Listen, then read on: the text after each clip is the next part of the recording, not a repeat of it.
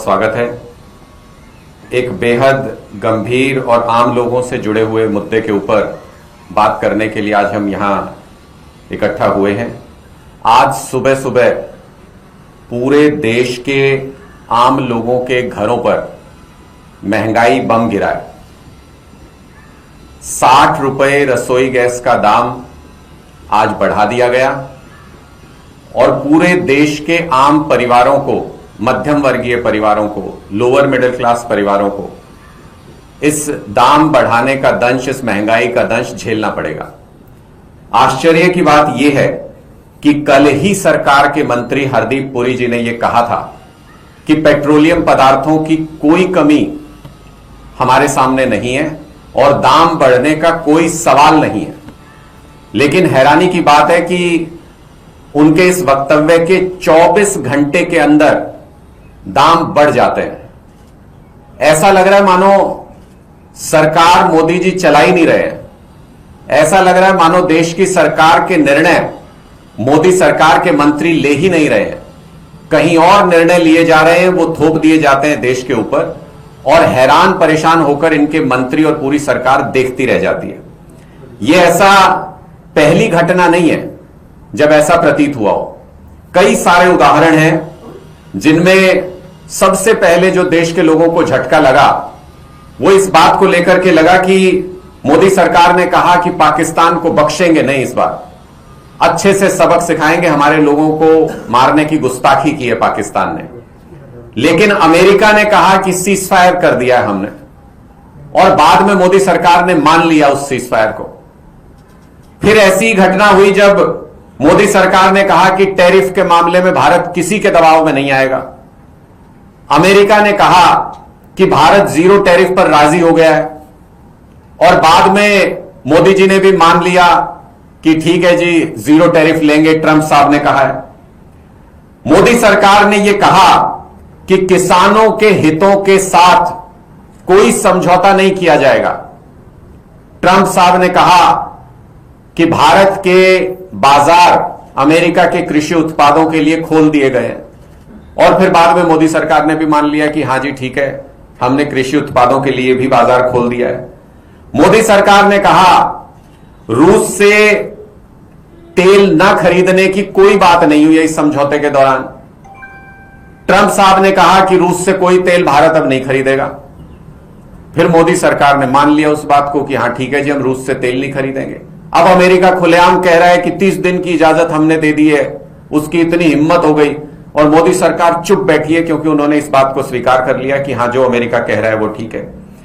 इसी तरीके से मोदी सरकार ने ईरान के नेवल शिप को आमंत्रित किया था एक शांतिपूर्ण एक्सरसाइज के लिए देश में, और उसको वापस लौटते वक्त हमारे मेहमान को एक शांतिपूर्ण ज्वाइंट एक्सरसाइज में शामिल होने के लिए आए हुए नेवल शिप को अमेरिका ने हिंद महासागर में उड़ा दिया और मोदी जी ने चुपचाप इसको भी स्वीकार कर लिया। इसी कड़ी में जो ये दाम आज 60 रुपए बढ़ाए गए हैं, मोदी सरकार ने कहा कि दाम नहीं बढ़ेंगे, 60 रुपए दाम बढ़ा दिए गए और मोदी सरकार ने चुप्पी साध रखी है, इसके ऊपर कोई बयान नहीं आया। इसका मतलब इन बढ़े हुए दाम को भी स्वीकार कर लिया। अब लोगों को डर इस बात का लग रहा है कि क्या आने वाले दिनों में आजकल में पेट्रोल और डीजल के दाम भी इसी तरह से बढ़ जाएंगे, हमारे ऊपर थोप दिए जाएंगे और मोदी सरकार और उनके मंत्री मूक दर्शक बनके इसको देखते रहेंगे। सवाल यह है कि आखिर देश चला कौन रहा है? मोदी जी कहां दुबक के बैठे हैं? मोदी जी कोई प्रतिक्रिया क्यों नहीं देते? इतने डरे हुए क्यों हैं मोदी जी? अब तो यह भी समझ नहीं आ रहा, हमें ही समझ नहीं आ रहा, लोगों को भी समझ नहीं आ रहा कि अगर हमें यह दाम घटाने की मांग करनी है तो मोदी जी से करें या सीधे ट्रंप साहब से ही रिक्वेस्ट करें कि दाम घटा दीजिए, पेट्रोल डीजल गैस के दाम मत बढ़ाइए देश के अंदर। लोग इतने कंफ्यूज हैं कि कौन चला रहा है। केजरीवाल जी ने यह कहा है अभी कि मोदी जी, अगर आपका कोई राज अमेरिका के पास है, अगर आप किसी तरीके के दबाव में हैं, तो जरूरी नहीं है कि इस कुर्सी के ऊपर बैठे रहना है। इस कुर्सी को छोड़ के साइड हट जाइए, कोई आपके ऊपर सवाल नहीं उठाएगा, कोई प्रश्न चिन्ह नहीं उठाएगा। लेकिन देश के लोगों को इस तरीके से दूसरे मुल्कों के हवाले मत कीजिए, देश के लोगों को इस तरीके से बेचिए मत, और कम से कम अपने देश के निर्णय लेने की क्षमता चुनी हुई सरकार के पास ही रहे, इतना सुनिश्चित किया जाना चाहिए। जिस तरीके से मोदी सरकार लगातार क्रेडिबिलिटी लूज कर रही है, उसको देखते हुए यह समझ में आ रहा है कि निर्णय लेने की क्षमता मोदी सरकार की खत्म हो चुकी है, वो पूरी तरह से पंगु हो चुके हैं। जो निर्णय बाहर लिए जाते हैं, हमारे मार्केट के डिसीजन, हमारे प्राइसेस के डिसीजन, हमारे ट्रीटी के डिसीजन, हमारे स्वाभिमान के डिसीजन, हमारे स्वाभिमान के फैसले भी अब देश से बाहर लिए जा रहे हैं, और उनको आंख बंद करके सर झुका के मोदी जी स्वीकार कर ले रहे हैं। देश के लोगों में इस बात को लेकर के चिंता है कि क्या आने वाले दिनों में पेट्रोलियम पदार्थों के प्राइस, जिसमें गैस, पेट्रोल, डीजल शामिल हैं, वो सरकार के झूठे आश्वासन के बाद भी लगातार बढ़ेंगे? क्या हमारे पास इन चीजों की शॉर्टेज है? यह सवाल इसलिए खड़ा हुआ है क्योंकि 24 घंटे पहले मोदी सरकार के मंत्री कहते हैं कि दाम नहीं बढ़ेंगे, और 24 घंटे के अंदर ही, चाहे वो कमर्शियल सिलेंडर्स हो, चाहे वो रसोई गैस में आम घरों में इस्तेमाल होने वाले घरेलू सिलेंडर हो, दोनों के दाम बढ़ जाते हैं। इसको लेकर के देश के लोग परेशान भी हैं, आश्चर्यचकित भी हैं और दुखी भी हैं कि हमारे निर्णय आखिर हो कहां रहे हैं। बहुत बहुत शुक्रिया। आपके कोई सवाल है तो आप पूछ सकते हैं।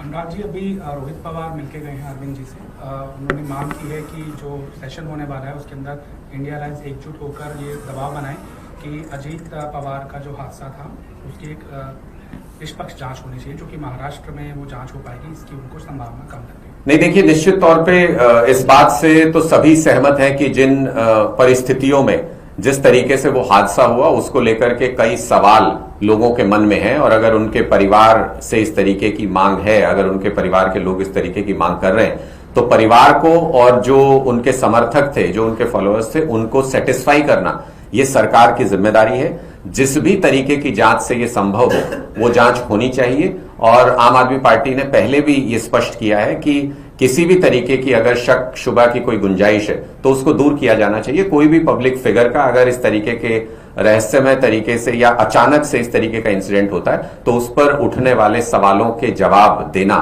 सरकार की जिम्मेदारी है। उसके लिए जो जांच जरूरी है वो होनी चाहिए।